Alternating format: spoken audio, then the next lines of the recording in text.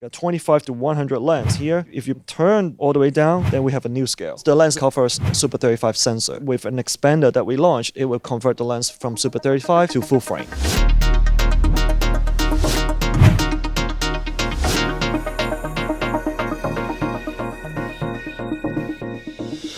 Hello everyone, I'm here with Kevin Yeung. Thank you very much for joining me here, and I'm pretty excited about what's coming up. So please talk to us about your products.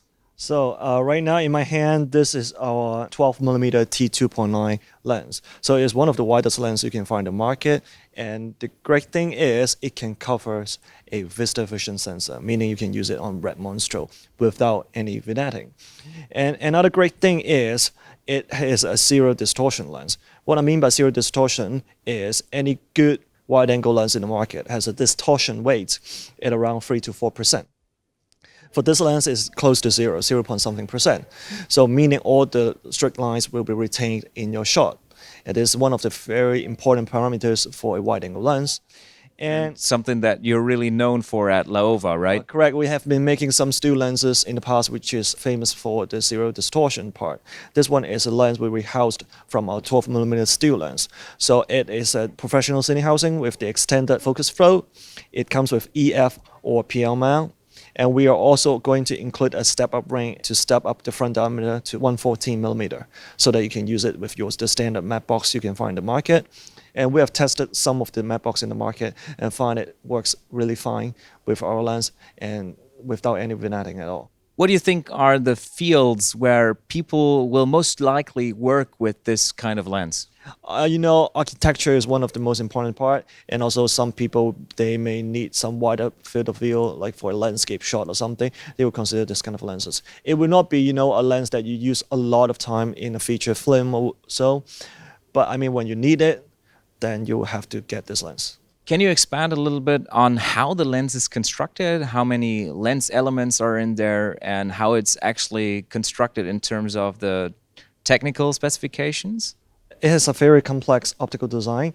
It has 16 elements inside the whole lens in 10 grips. 2 of them are spherical elements.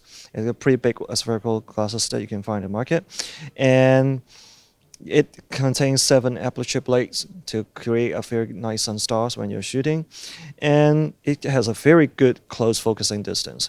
The closest it can focus is 0.6 feet, meaning you can put your finger at the front of the lens, you can still get in focus. It's very close, actually. That's very close just for a lens like that. Right. And you know what? People are saying, wide-angle lens tends to have a very deep depth of field, right?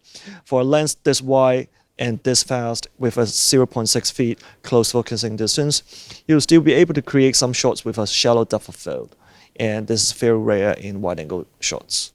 That sounds really interesting. I know that we have another product, which is this little guy here, or more or less a big guy here. Right. It's a 25 to 100 cine-zoom lens. There are a lot of cine-zoom lenses in the market. Some of them are rehoused from photo zoom. But this one, we designed it for cine purposes from the get-go. So meaning it's a professional cine-zoom lens, which is parfocal, meaning the focus will not shift.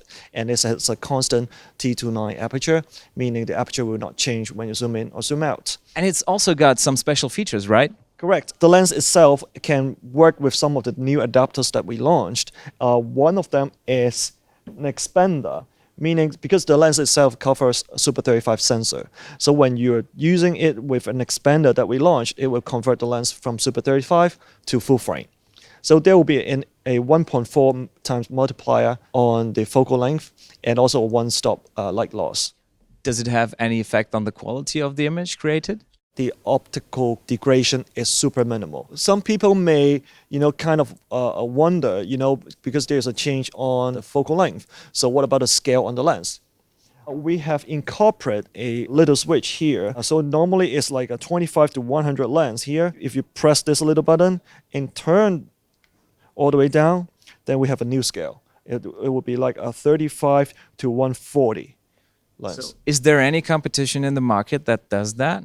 Some other manufacturers may have released an expander that they are not able to do something like this. So you have 2 adapters for the lens. In what way are they different? So this is another adapter that we launched for the OOOM lens. This is a rear anamorphic adapter. If you mount it onto your OOM lens, it will convert it into a rear anamorphic lens with a squeeze ratio 1.33 times. So it works best with 16:9 sensors. So it's a rear anamorphic, so it will create a very clear image. It won't be similar to some front anamorphic lens where you will see the like oval bokeh or horizontal flares. No, you won't be able to see it in this adapter, but it will create a widescreen cinematic perspective that a lot of people are looking for. And of course, we are also looking into some possibilities to add some, characters onto this adapter. So we'll have two different models, but we'll announce it when it's ready to do so. Thank you very much for showing us around. Pretty happy that we had the time to meet up here, and wish you all the very best. And thank you everyone out there for watching this interview.